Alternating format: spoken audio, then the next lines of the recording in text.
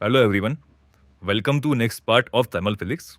इस पार्ट में हम अपेरेंट वॉल्यूमेट्रिक थर्मल एक्सपेंशन देखेंगे। तो देखो, इसको समझने के लिए ये अपेरेंट वॉल्यूमेट्रिक एक्सपेंशन तब आता है जब हमारे पास एक लिक्विड और एक वेसल होता है।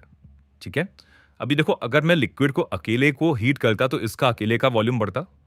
ठीक है, वेसल को अगर अकेले को हीट करता तो इसका भी वॉल्यूम बढ़ता। अब अगर दोनों कंबाइन कर रहे हैं तो दोनों का वॉल्यूम बढ़ेगा and that change is not equal. ठीक है, तो वो जो अपन को अपेरेंट चेंज दिखाई देता है, that is we have to study in this topic.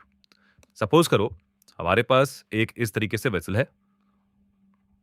ठीक है, और इस वेसल के अंदर कुछ अमाउंट ऑफ लिक्विड है। ये लिक्विड है। ठीक है, टेम्परेचर बढ़ाया तो टेम्परेचर बढ़ाने पर सपोज करो हमें ये पता चल रहा है कि लिक्विड का लेवल इतना बढ़ गया है।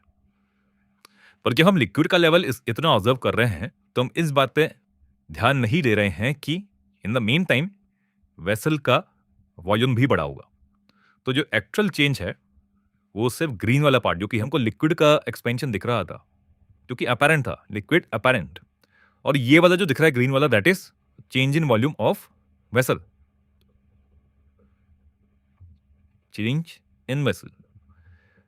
तो एक्चुअल चेंज जो लिक्विड में हुआ होगा, delta we of liquid, that is delta we apparent जो हमें दिख रहा है, plus delta we of vessel.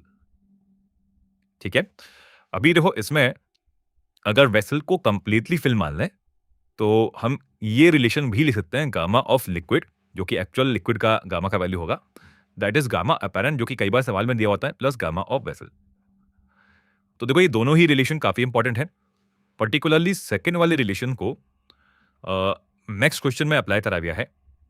तो नेक्स्ट क्वेश्चन में दे रखा है, liquid when heated in copper vessel and when heated in silver vessel, apparent coefficient of expansion is C and S respectively.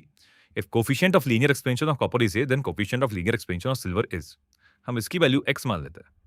ठीक है, अगर x मान लेते हैं तो लिक्विड का जो गामा होगा दोनों केस में, वो तो वैल्यू सेम ही होगी। लिक्विड जो भी है, मान लो वाटर है तो वाटर का गामा तो सेम ही है। तो that is equal to gamma apparent plus gamma of vessel. तो गामा ऑफ लिक्विड पहले वाले केस में गामा अपेरेंट दे रखा है C, और गामा ऑफ वेसल अपन को मिल गया 3 कॉपर के लिए। सेकेंड वाले केस में गामा अपेरेंट दे रखा है S, और ये हम 3x मार रहे हैं वेसल का, क्योंकि हमें अल्फा दे रखा है। तो सॉल्व करने पर हमें मिलेगा 3x equal to C minus S minus 3a, यानी x का वैल्यू हो गया C minus S minus 3a upon 3। Thank you.